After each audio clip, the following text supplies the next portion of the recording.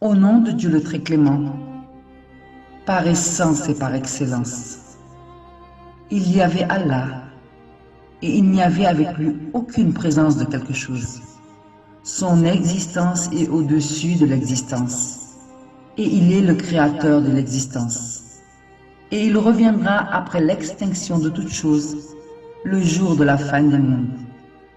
Et il n'y a rien avec lui dans l'existence. Et c'est lui le Seigneur unique, et l'existence absolue présente, le Très-Haut. C'est lui l'existence de l'univers et le prédécesseur, ou préexistant sur toute l'existence sauf lui. Et c'est lui la cause de toutes les créatures et existantes, et la destinée pour elles. Et il en est le juge, et le dominant sur elles. Et s'il n'avait pas retenu l'existence, alors l'existence serait revenue au néant. Et sans sa protection sur elle, l'existence cesserait d'exister. Alors, et aurait disparu. Et sans son investiture pour elle, par ses soins, elle n'aurait duré et tombé. Et sans son attention pour elle, elle n'aurait répondu. Et sans sa singularité toute-puissante, l'existence ne se serait redressée et tout ce qu'il y a en elle.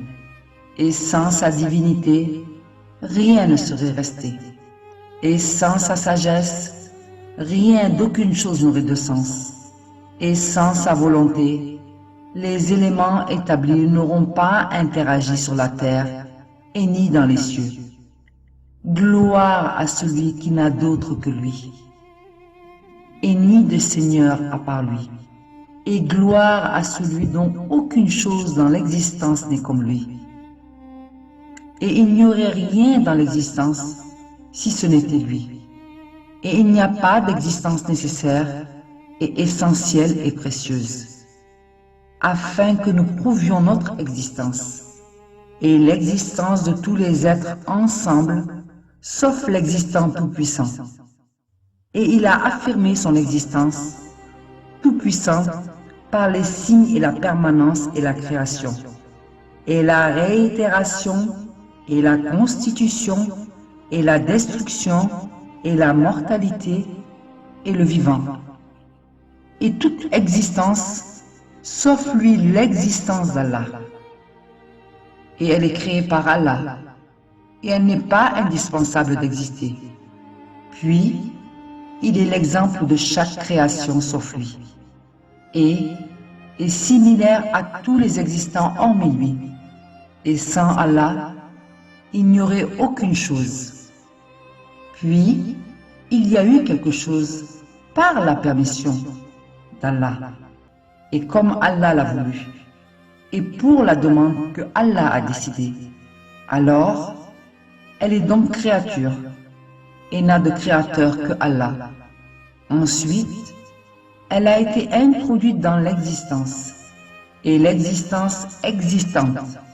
Puis, elle revient et disparaît par la permission d'Allah, dès que disparaissent toutes les créatures le jour de la fin des mondes. Et l'existence disparaîtra. Gloire à l'existence existante, et le Dieu unique, et le Seigneur glorieux, l'omnipotent, au-dessus de ses serviteurs, et il n'y a d'irrésistible sauf lui, béni et tout-puissant.